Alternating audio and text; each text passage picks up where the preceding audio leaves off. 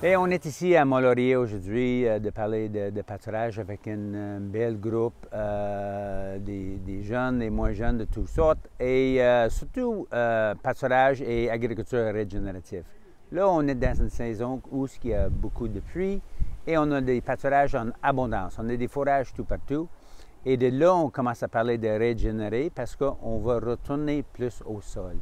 Les dernières 50 années, on a fait un peu le contraire. On était très bon comme récolter, cultivateur récolter, mais là, on veut régénérer les sols. Ça veut dire qu'on veut retourner un petit peu plus de temps en temps quand on a des excès. Aujourd'hui, avec le groupe, moi, j'y parle un peu de les principes, mais on a un groupe qui est très dynamique. Les solutions sont toutes là. Mettre une dizaine de producteurs ensemble, ils savent déjà les réponses, puis il va les partager. Et ça, c'est pour la partie, pour moi, qui est très intéressant, c'est de travailler avec des gens motivés, passionnés, qui cherchent des solutions. On le sait aujourd'hui qu'on ne peut pas continuer notre style d'agriculture qu'on a fait pour les dernières 50 années parce que notre sol il commence à être fatigué. Les dernières années, on a travaillé beaucoup avec, mettons, une science. La science était la chimie. Aujourd'hui, nous, on parle de biologie, la vie dans le sol. Et on voulait tout le temps ajouter des chimies pour faire produire plus.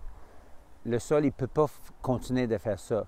On va ajouter la vie dans le sol, puis il va produire une production optimum.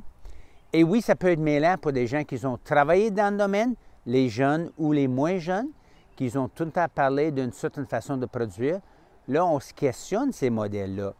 Et oui, on peut avoir des petits conflits dans tout ça, mais on va apprendre ensemble parce que le changement, c'est tout le temps plus facile pour le voisin que nous-mêmes. Tu sais, le modèle conventionnel, c'est souvent on va le bourrer, on va préparer le sol, puis on va le semer. Oui, c'est bon, mais moi, je regarde un modèle qui est pas mal plus vieux que tout ça, c'est les bisons. On avait des millions de bisons, on avait 60 millions de bisons sur l'Amérique du Nord. Et eux, ils mangeaient le meilleur de les plantes et ils écrasaient beaucoup au sol. Et souvent, il y avait des semences dans tout ça que eux autres, ils ont écrasées. Ils ont juste des fois travaillé le sol un peu et les semences, ils tombaient là. Une petite action de les pattes des animaux avec beaucoup de masse qui promène, qui bouge, la matière retournée au sol. Et ça, c'est un système qui est très naturel, puis il a fonctionné très bien pour 10 000 ans, jusqu'au temps que l'homme est arrivé sur la situation. Nous autres, on a arrêté ce système-là. Moi, je pense nature, le climat, la température, c'est tellement complexe. Nous, pour réussir dans l'agriculture, surtout régénérative, il faudrait qu'on amène la simplicité. Si on amène la complexité sur quelque chose qui est déjà complexe, ça ne marcherait plus. Bien, moi, je m'appelle Mélanie Larente. Avec mon mari, Jean-Philippe Perrault, on a parti la ferme Agriculture JPM à Mont-Saint-Michel.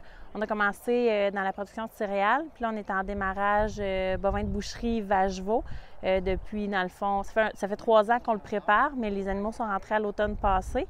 Puis dans le fond, on est venu aujourd'hui à la journée pâturage pour savoir comment s'aligner pour nos pâturages, savoir c'est quoi les nouvelles tendances, les nouvelles façons de faire pour essayer de rentabiliser le plus possible la production parce que la marge est quand même pas énorme. Puis dans le fond, ce qu'on voit depuis ce matin, c'est spécial parce que c'est pas du tout ce qu'on a vu à l'école. Moi, j'ai fait technologie des productions animales à l'ITA à Saint-Hyacinthe. Puis c'est pas tout à fait ça qu'on apprend dans les classes. Fait que c'est le fun de voir l'avancement des choses, puis les nouvelles façons de faire. Comment on peut essayer de rentabiliser un carré de terre le plus possible là, avec nos animaux en respectant la nature et la biodiversité aussi. Bien, c'est de pouvoir ne pas détruire le sol, puis beaucoup pour... on pense beaucoup à ce qu'on va laisser à nos enfants, aux prochaines générations derrière nous, avec tout ce qui se passe maintenant, d'essayer de trouver des pratiques de culture le plus en accord possible avec l'environnement, moins dommageable possible pour tout ce qu'on a autour de nous, les cours d'eau, les sols. Ça invoque la durabilité des choses. Notre voisin, il fait des abeilles, puis il fait du miel. Ces abeilles se promènent dans nos champs, puis on trouve ça bien beau, puis on aimerait ça les garder. Il y en a, oui, beaucoup qui s'en vont vers cette tendance-là, qui se préoccupent de l'environnement, que ça perdure dans le temps aussi, de plus en plus.